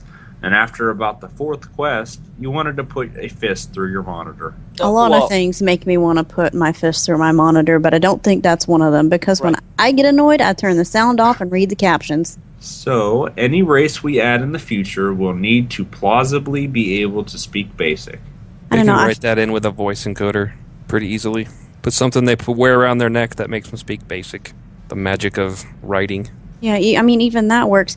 But I mean, with a species that speaks an exotic language, if you have them be bilingual, and you have a situation where you have them, well, let's say it's a marauder, and they, of course, use the same voice actor, but then occasionally maybe they get this gentleman to record a couple things in an alien language. Maybe if he's, instead of saying, I'm going to kick you in the face, he says something in whatever language. He says, I'm going to kick you in the face, but he says it in his other language. I think that could be fun. Omi dopi shaduki brev. Yes, that is, I'm going to kick you in the face, and huddies. That was, I'm going to do something to your face. Well, I already said I'd like to have the Bothan, and I'm hoping that it's coming in 3.0. I don't care for them. I just don't. Well, the only reason that I say Bothan is because I've seen an example of what they can do with it. And like I said, most MMOs provide you with a cat person. Way back when I played EverQuest, we had the Vashir. EverQuest 2, the Karen. And it's just a long-standing trend. The only one that gave you a dog race was Vanguard Saga of Heroes, and it's gone now. And I don't count the Worgen. The Worgen is crap. It's garbage. It hunches forward. It doesn't walk upright. It's nasty. Whether or not you like the way it looks, it's still a canine. It's Alliance. It doesn't count. That's neither here nor there. The reason I'm not interested in the Bothan is that, to me, even though it's a canine and the Cathar is a feline, to me they're too similar. I mean, the gentleman that's in Kuat Drive Yard, he has kind of pointy ears, brown fur, a little snout. I'm sorry, I feel like I've seen it before. I'm not interested in that. I mean, if they want to put more of them in the game, fine, but to let people play one, nah. Make it playable and add in another species too. Okay, now you're just going crazy. At first glance in KDY, I thought it was a Cathar too. You obviously pay much closer attention to these kinds of things than I do. I'm just now learning that it's a different species right now, tonight. Wow. Confessions of a spacebar. Even if you spacebar, you have to stare at his face for like 2 minutes while the rest of your group is watching the cutscene. No. We're spacebar. There's no time for that. Oh, you would hate being in KDY with me. I watch the entire cutscene every time. Every time, huh? Yeah, just to watch people go, SB please! SB please! And I'm like, shut up, Jay. Because I know that's you. I never say anything, but I will always participate in spacebarring. Well, if you get one person that doesn't spacebar, you're staring at this dude's face for like a solid minute. Yeah, well, I guess I am good at watching TV. I turn my head to the left and I watch whatever's going on TV. Get me to the end game, man. Just go. All right, so that takes us then to the Star Wars recommendation of the week. I'll take that. For those interested in actually getting a look at the recommendation of the week, I will be posting a link with a photo on the Facebook wall going forward. This week's recommendation actually comes from a fan. So I'd like to thank Drew E. for posting this on our Facebook wall. I liked it enough to share it, which says a lot because I don't like a lot of things. And this week, the recommendation comes from theawesomer.com. It is a 70-inch long inflatable land speeder for $200, and I would totally use this in the pool I don't have. It looks so cool. That is very cool. Really? It even looks dirty, like it's been, well, I don't know if that's actual sand from the picture, but it looks like it's been beat up on Tatooine. That's pretty cool. That's I like it. That's Shaduki. I like it a lot. The price is a little, it's still a pool floaty, but... That would be an epic boat toy. If you could pull it behind your boat and do, 60 miles an hour on it. That would be cool. I don't know how that would do at those speeds. It kind of looks like the speeder from the casino event. Yeah. A little bit. Looks kind of tiny, like a little toddler toy maybe, because that pair of shoes in there. I know, for scale, for reference. Yeah, for scale, it's like, I might put my 3-year-old in there. Those are body type 3 shoes. Okay. I don't know. I'd love to sit in that thing and just... I feel like I'd need an oar, though, like a paddle, and I'd, paddle myself around and chase someone. That's when you have Treat cling to the back and just kick her little feet. Oh, that would be adorable. Why she spits Shiduki in there with you? No, see, when she's in the pool water, all the Shiduki that's caked on her fur will just... To the intelligence report! Here, Lou, here's your papers. Thank you. And now, for the intelligence report. And today, as I promised, we're going to wrap up. This is part 3 of the Kuwait Drive Yards. We're going to pick up where we left off, and we're starting off with changing ownership. Only a year later, in the Republic, we return to Kuwait. After the death of Zinj at the Battle of Dathomir, the New Republic fleet under Admiral Akbar fought a vicious campaign against Admiral Rogris and Warlord Troitan Tiradok to capture Zinj's territory. In response to heavy losses, the Imperial fleet pulled back to regroup. The New Republic took the opportunity to strike at Kuwait. The battle was short but intense. The Empire suffered a major blow, with the New Republic claiming their most valuable shipyard. It was not a complete victory, however. The entire senior design team fled to Biss aboard the partially completed Eclipse, while the shipyards themselves were heavily damaged and rife with Imperial partisans. It would be years before production could resume in anything approaching previous levels. A painful fact for the New Republic, which found itself in dire need of warships during the Thrawn campaign. With the return of Palpatine, the Empire managed to retake the core, including Kuwait. Though the shipyards were still under repair, Biss remained the primary shipyard for the Empire. A number of KDY projects were begun at Biss, including a second Eclipse-class vessel and a smaller Sovereign class. This reoccupation was short-lived, as by 11 years after the Battle of Yavin, Palpatine was finally vanquished at Onderon and Biss was destroyed. The new management of Kuwait Drive Yards threw its support behind the New Republic and participated in the new class modernization program. During the War of the Yuzhang Bong, the shipyards continued to produce warships, especially Star Destroyers, for the New Republic and later the Galactic Federation of Free Alliances. The shipyards were captured by the Bong near the end of the war, despite the extreme emphasis on defending it and other major shipyards. Though Kuwait was returned to the GFFA at the conclusion of the war relatively unharmed. As of 40 years after the Battle of Yavin, KDY's most recent development was the Galactic-class battle carrier, an enlarged Star Destroyer that formed the backbone of several Galactic Alliance fleets. Over 100 years after the Battle of Endor, the Fel Empire bought Palayan-class Star Destroyers and Ardent-class frigates from Kuwait, and now on to facilities and construction. The actual Kuwait Drive Yards were a collection of various facilities throughout the Kuwait system. The primary shipyards made up nearly a solid ring, called the Orbital Array, that surrounded the planet Kuwait itself. These stations were split into small units, designated as slipways, offices, machine shops, factories, dry docks, or apartments for workers. Most Kuwaiti citizens lived within this ring, never setting foot on the surface of the planet below.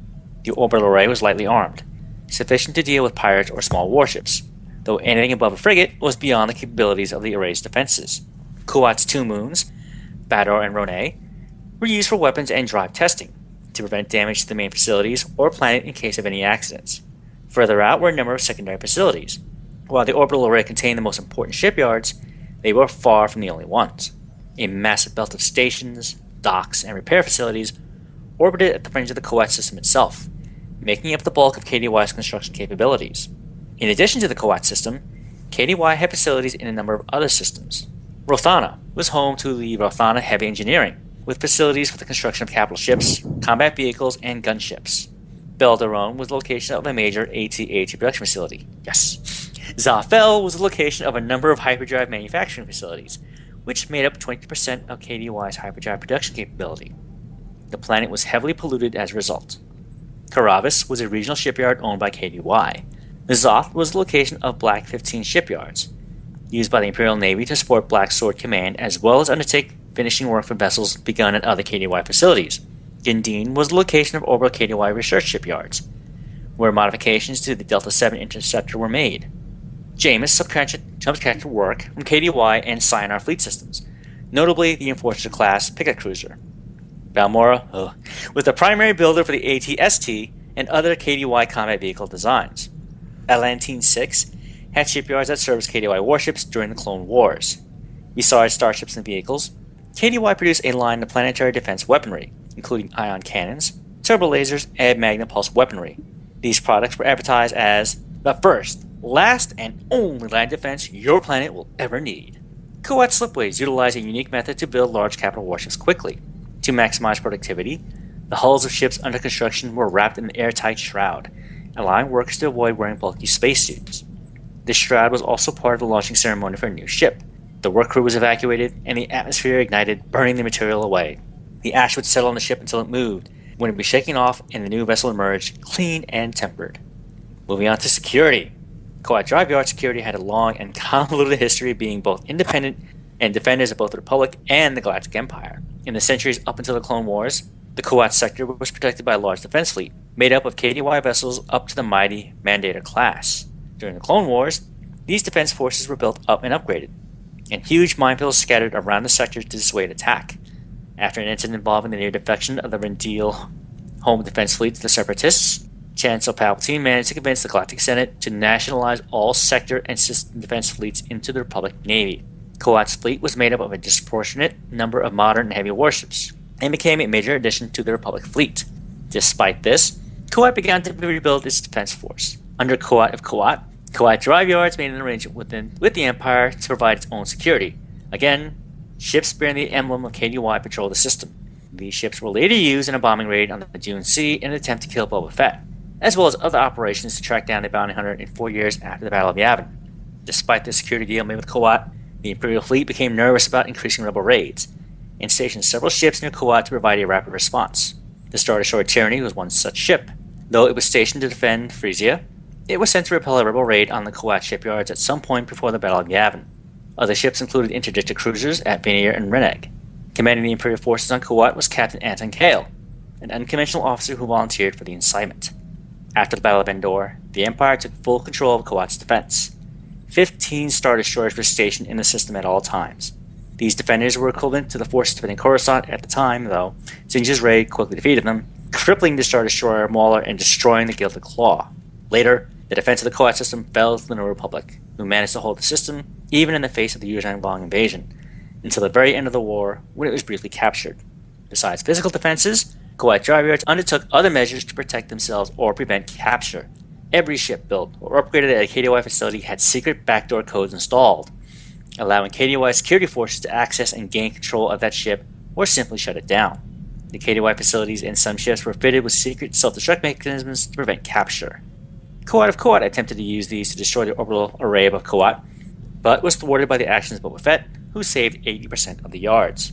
And we leave it off with Coat Traffic Control. Coat Traffic Control was a highly organized system run by KDY that both reduced the number of ships traveling in the Coat system and increased security by a vast degree. The system was based on the concept of staging areas.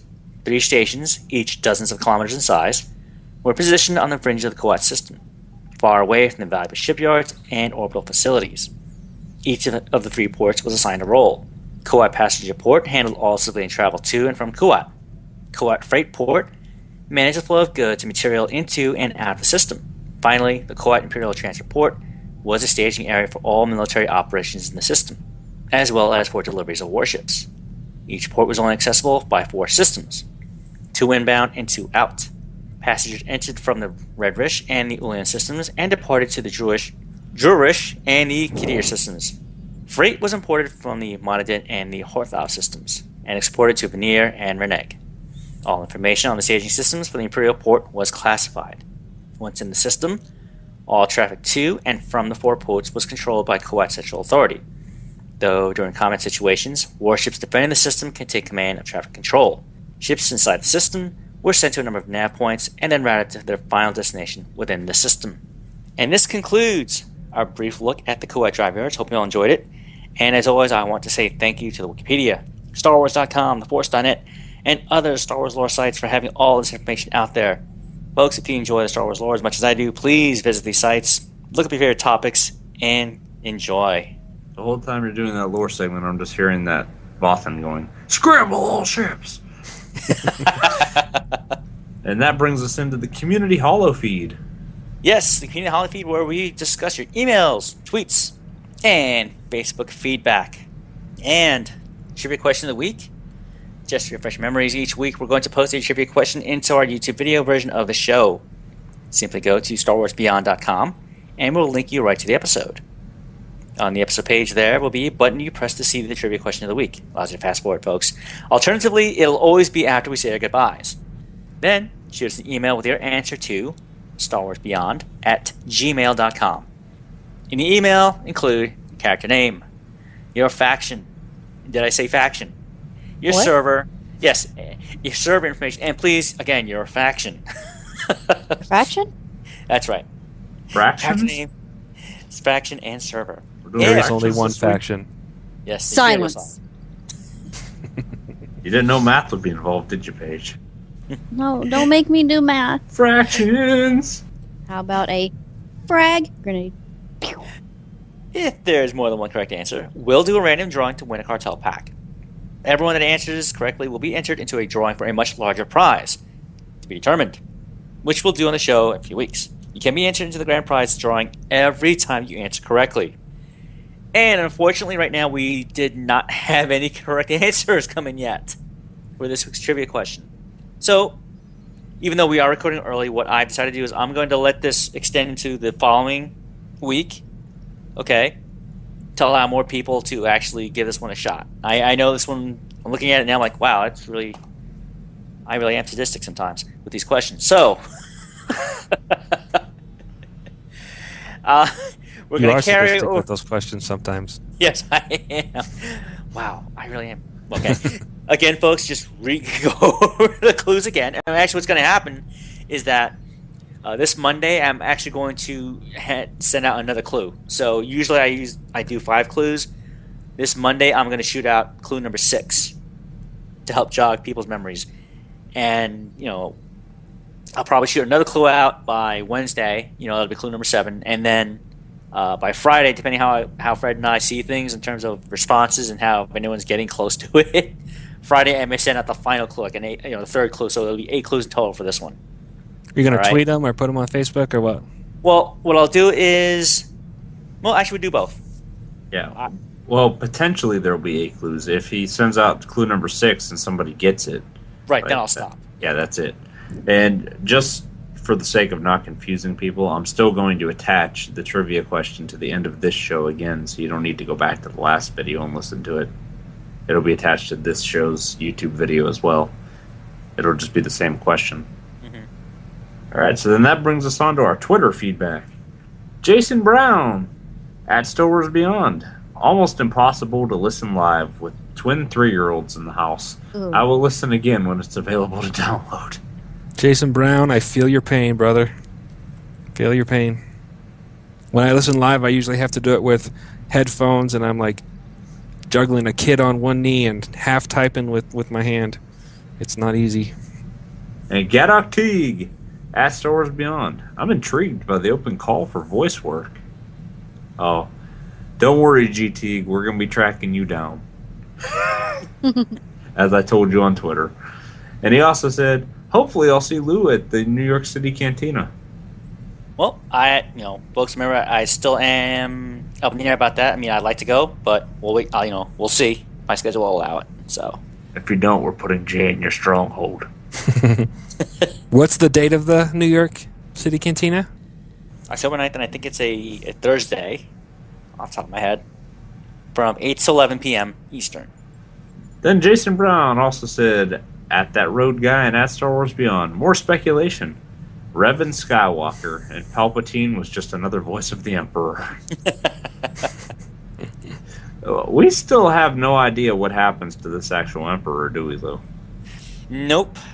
It's still up in the air. A whole lot of I guess, mysteries and vaguenesses out there, so we'll see. Wouldn't it be great if in Episode 7 they encounter an Emperor or some kind of immortal being that starts talking about the time that he absorbed Nathema? Then SWTOR officially becomes canonical. And Cat, at Catman Gamer, at StarWarsBeyond, listening to Episode 6 now. My idea for the custom Yoda doormat, knock or do not. There is no bell. That's actually pretty good. Yeah, I do. I like that. It's clever. Mm-hmm. Jay, what's going on in the SWTOR community? All right, you can check out these up-to-date podcast episodes. Torocast, episode 214, posted on September 22nd. You can get that at torocast.com. Carillion Run Radio, episode 127, available at carillion.run.com, posted 9/22, September 22nd. UtiniCast, episode 166, available at utinicast.com since September 25th. SWTOR Escape Podcast, episode 57, available at newoverlords.com, posted September 23rd. Old Republic Radio, episode 79, posted September 22nd, available on iTunes. Bad Feeling Podcast, episode 33, posted 9/25 to iTunes, and you can get that at badfeelingpodcast.com. Be warned, this is an explicit podcast, which means it's awesome. You can also follow Madmar at SWTOR Family for the latest happenings in the SWTOR community. If you'd like to have your podcast listed on this segment, send us an email at starwarsbeyond@gmail.com. So, Jay, since being explicit makes them awesome, what's your opinion of our show?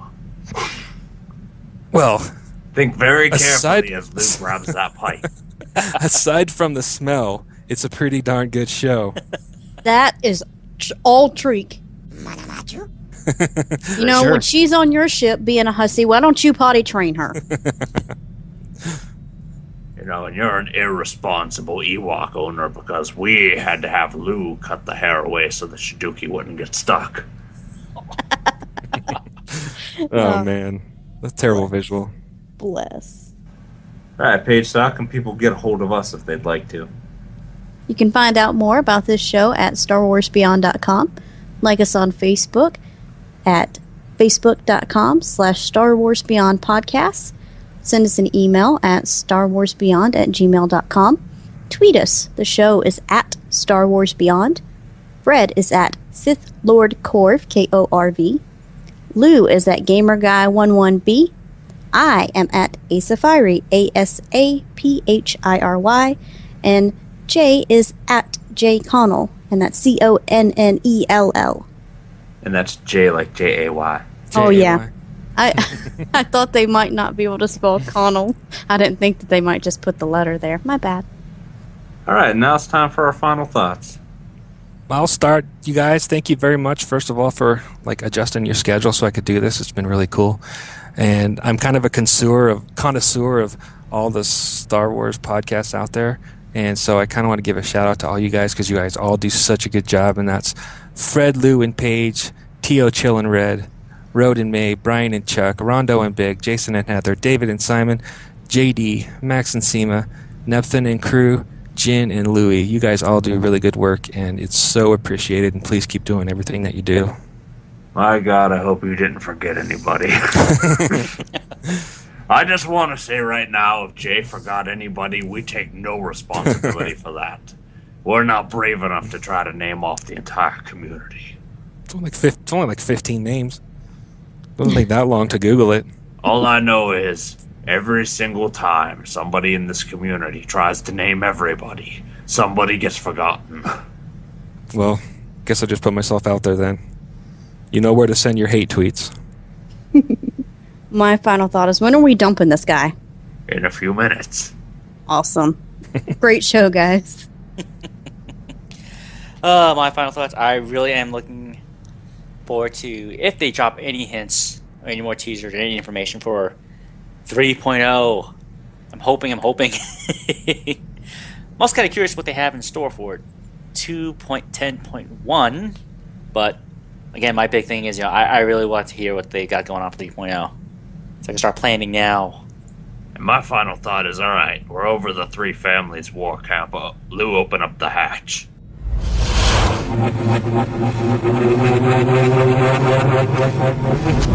Come on, Treek, you know where you want to go. Paige, undo Come on over the here bolts with me. on that chair. Treek. Time Treek, to say sit. goodnight, Jay. Treek. Bad Treek. Say goodnight so I can kick you. If it was terrible, then I just couldn't help it because I was stun locked. Kick him out. I'm gonna kick him out as soon as Lou says goodbye. Take care, SIS agent. I had to put my foot on the back of his chair. And Beyond the Stars is an independently recorded fan podcast made in association with NSG Productions. Nighty-night, Jay.